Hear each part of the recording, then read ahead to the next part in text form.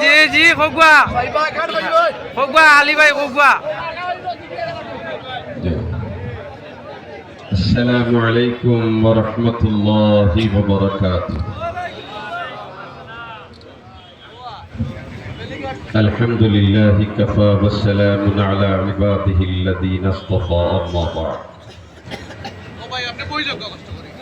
সিলেট জেলা truck pickup rubber bank শ্রমিক union কর্তৃক জকিগঞ্জ উপশাখা কর্তৃক আয়োজিত আজকের এই ঈদ পুনর্মিলনী সভা এবং সম্বর্ধনা সভার সম্মানিত সভাপতি, মঞ্চে আসীন বিভিন্ন রাজনৈতিক দলের নেতৃবৃন্দ, শ্রমিক সংগঠনের নেতৃবৃন্দ, উপস্থিত কালীগঞ্জ বাজারের ব্যবসায়ীবৃন্দ এবং আপামর তৌহিদি জনতা, আমি আসলে আমাকে আজকে গৌরবান্বিত মনে করতে পারছি। আমি যে শ্রমিক ভাইদের সুখে দুঃখের সাথী হতে পেরেছি।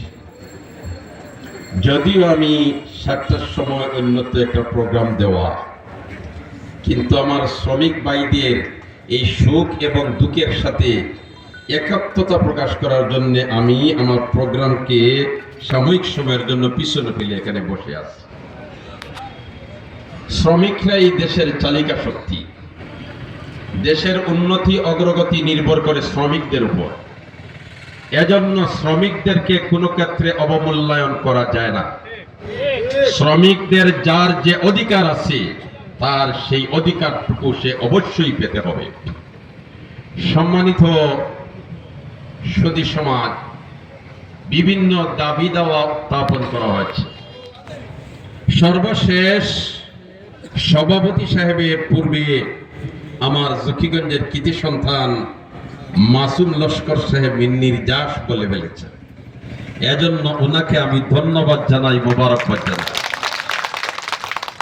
যে কথাগুলো উনি বলেছেন তার মধ্যে একটা পাথর কুয়ারির কথা চলে আসছে। হাজার হাজার শ্রমিক অনাহারে অর্ধাহারে জীবনযাপন করছে। আমরা কিন্তু চাই না শ্রমিকরা এভাবে অনাহারে অর্ধাহারে তাদের জীবন পরিচালিত করুক, সেটা আমরা কিন্তু চাই না। আমরা চাই তাদের অধিকার অবশ্যই তারা পেতে হবে। এ ব্যাপারে পরিবেশের ধোঁয়াই দিয়ে পাথর কুয়ারি বন্ধ রাখা হয়েছে। যদিও সংসদের বয়স মাত্র 2 দিন, এ পর্যন্ত জাতীয় সংসদের অধিবেশন 2 দিন হয়েছে। এই 2 দিনের ভিতরেই আমি মাননীয় মন্ত্রী মহোদয়ের সাথে ব্যক্তিগতভাবে আলাপ করেছি। আমাদের সিলেটের মন্ত্রী মহোদয়ের সাথে ব্যক্তিগতভাবে আলোচনা করেছি।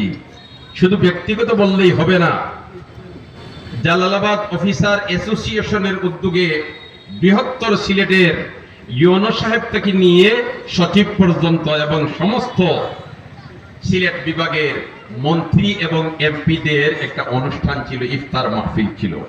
এখানে সবার সাথে আমাদের পরিচিতি হয়েছে।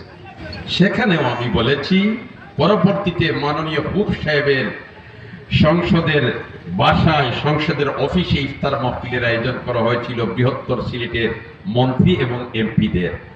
এই অনুষ্ঠানের পরেই আমি মাননীয় আমাদের সিলেটের মন্ত্রী আরিফ সাহেবকে বলেছি, মাননীয় মন্ত্রী মহোদয়, আপনিও সিলেটের, আমিও সিলেটের, এবং এখানে অনেক এমপি এবং মন্ত্রী সিলেটের আছেন।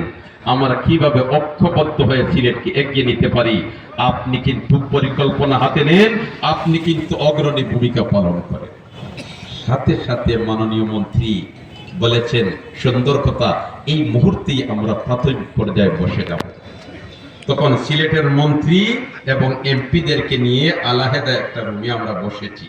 বসার পরেই আলোচনা যেগুলো হয়েছে, এর মধ্যে থেকে অন্যতম একটা আলোচনা ছিল পাথর কুয়ারি থেকে কিভাবে পাথর উত্তোলন করার সুযোগ বাহির করা যায়।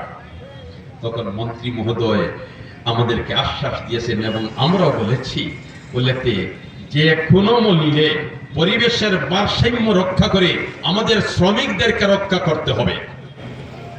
মন্ত্রী মহোদয় এটাও আশ্বাস দিয়েছেন এবং উনি এই ব্যাপারে কাজও শুরু করে দিয়েছেন।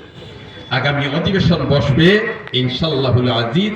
আমি তো আশা রাখতে পারি এবারে এ ব্যাপারে একটা শুভ সংবাদ আমাদের সামনে অবশ্যই আসতে যাচ্ছে। সম্মানিত এলাকাবাসী এবং আমার শ্রমিক ভাইরা, আমার মাসুম লস্কর সাহেব বলেছেন এই রাস্তার ব্যাপারে 4 লেন রাস্তা। আমি কিন্তু ব্যক্তিগতভাবে মাননীয় বাণিজ্য মন্ত্রীর সাথে আলোচনা করেই ফেলেছি। আলহামদুলিল্লাহ, আমি বাণিজ্য মন্ত্রী মহোদয়কে বলেছি, মাননীয় মন্ত্রী, এক্সপোর্ট ইম্পোর্টের ব্যবসা হয় জকিগঞ্জ থেকে, কিন্তু আমাদের নদীবন্দর যেটা আছে অবকাঠামোর দিক দিয়ে একেবারে দুর্বল। যেমন এক বক্তা তার বক্তব্য বলেছেন শ্রমিকদের বসার কোনো স্থান নাই। আলহামদুলিল্লাহ, আমি কিন্তু এ ব্যাপারে আপনাদের বলার আগেই তাদের সাথে আলোচনা শুরু করে দিয়েছি। আমি এতটুকু বলেছি, মাননীয় বাণিজ্য মন্ত্রী, আমরা যদি ভারতের সাথে এই যে আমরা এক্সপোর্ট ইম্পোর্টের ব্যবসা যেটা চলতেছে, আমরা যদি একটা ব্রিজের ব্যবস্থা করে ফেলতে পারি তাহলে অনায়াসে রাস্তাটা 4 লেন হয়েই যাবে। ওনাকে আমি দাওয়াত পর্যন্ত দিয়েছি, আপনি আসেন জকিগঞ্জে, একদিন আসেন জকিগঞ্জে, এসে আপনি নিজে পর্যবেক্ষণ করেন। যেহেতু ইতিপূর্বে ব্রিজ সংক্রান্ত বিষয় নিয়ে অনেক কাজ হয়েছে, এমনকি সার্ভে হয়ে গেছে স্থান কোথায় হবে, কিন্তু বাস্তবে রূপ নিতে পারছে না। মাননীয় মন্ত্রী, আপনি যদি এই ব্যাপারে একটা গুরুত্বপূর্ণ ভূমিকা নেন তাহলে একটা ব্রিজের ব্যবস্থা হয়ে যাবে, সাথে সাথে ব্যবসা বাণিজ্যের দিক দিয়ে আমরা অনেক দূর এগিয়ে যাব এবং আমাদের রাস্তা যেগুলো আছে সেগুলোও পর্যাপ্ত বড় হয়ে যাবে, অর্থাৎ 4 লেন হয়ে যাবে। আমি মাননীয় মন্ত্রী বাণিজ্য মন্ত্রী মহোদয়কে জকিগঞ্জে আসার জন্য দাওয়াত দিয়েছি। উনি বলেছেন আলোচনা সাপেক্ষ সময় নির্ধারণ করে ইনশাআল্লাহ আমি চেষ্টা করব। সম্মানিত এলাকাবাসী, অধিবেশন মাত্র 2 দিন হয়েছে। আমি কিন্তু জকিগঞ্জ খানাইঘাটের রাস্তা, জকিগঞ্জ খানাইঘাটের নদী বাঙ্গন, ইতিপূর্বে আমি 71 বিধিতে নদী বাঙ্গনের নোটিশ সংসদে উত্থাপন করেছি।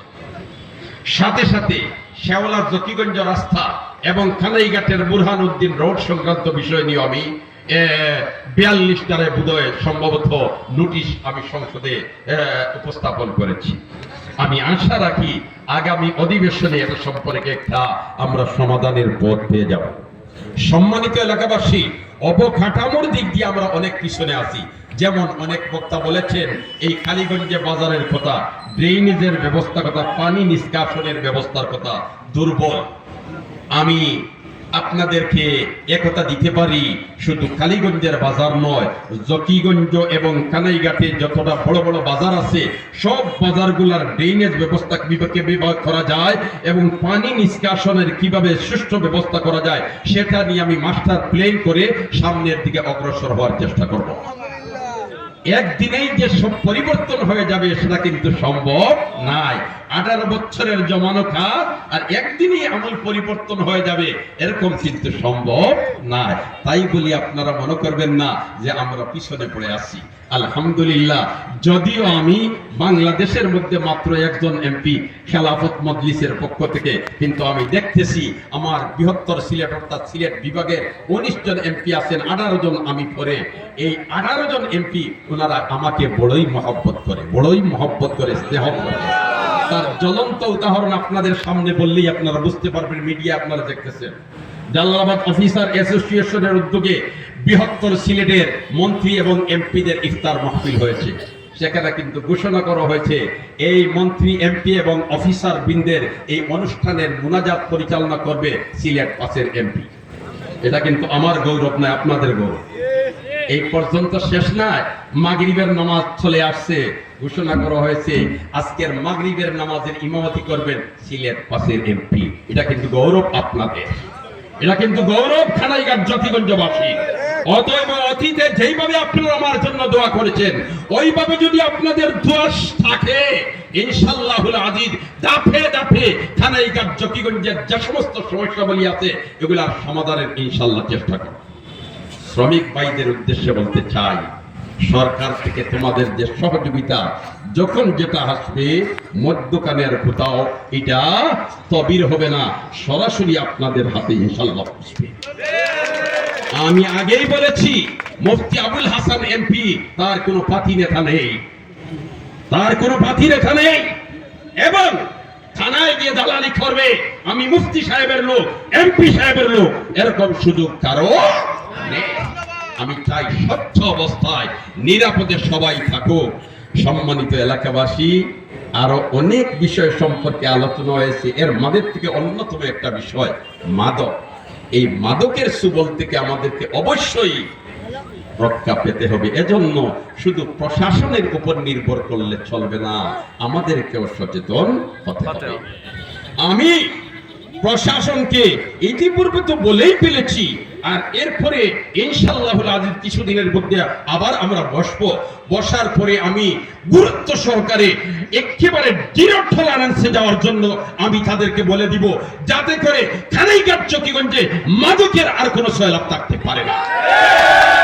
এক্ষেত্রে আপনাদের সহযোগিতার প্রয়োজন আছে। আমার ছেলে কোথায় যাচ্ছে আমি যদি এদিকে লক্ষ্য না রাখি আর শুধু আইন প্রয়োগকারী সংস্থার উপর নির্ভর করে বসে থাকি তাহলে চলবে। শুধু আইন দ্বারা সংশোধন করা যায় না, আইনের প্রতি শ্রদ্ধাশীল হতে হয়। যেমন আমরা সিলেটি ভাষায় আগে সানফুরি ইলিশা আসিল না নিবা পাতো না, এক বাড়ি গান দিলে 3 বাড়ি গন্ধ হওয়া দিত না। এখন ভদ্রলোকে বাজার থেকে আনছেন ইলিশা মাছ, আর ডেগমাস্টার এইটা রান্দা তো বয়াইছেন যেমনে গ্রান বার হইছে, মিস্টার উল্লায় খবর পাইছে বলতে এই বাড়ি তো ইলিশা মাছ বাজাও, এ তোমার পুরা গেরিলা পজিশন লইয়া বইছে। ডেগমাস্টারে যেমনে গল্লা লইয়া খাড়া হইছেন এ জায়গা 35 হোকা সাইন। এই উল্লা যে গু এগু ভদ্র হইছে না নীরব হইছে? মাতুই না বুঝ ভাই, ভদ্র হইছে না নীরব হইছে? নীরব হইছে। ভদ্র না খালি গল্লাটা হরাইলেও জাপটা মারি দিব, ঠিক না বেটি?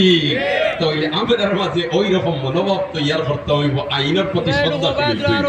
আইনের প্রতি যদি শ্রদ্ধাশীল হয়ে যায় তাহলে দেখবানে আইন প্রয়োগকারী সংস্থা যারা আছেন তারাও অন্যায় ভাবে আইন প্রয়োগ করতে পারত না। এর কারণে আমরা সবার ভিতরে নৈতিকতা আনতে।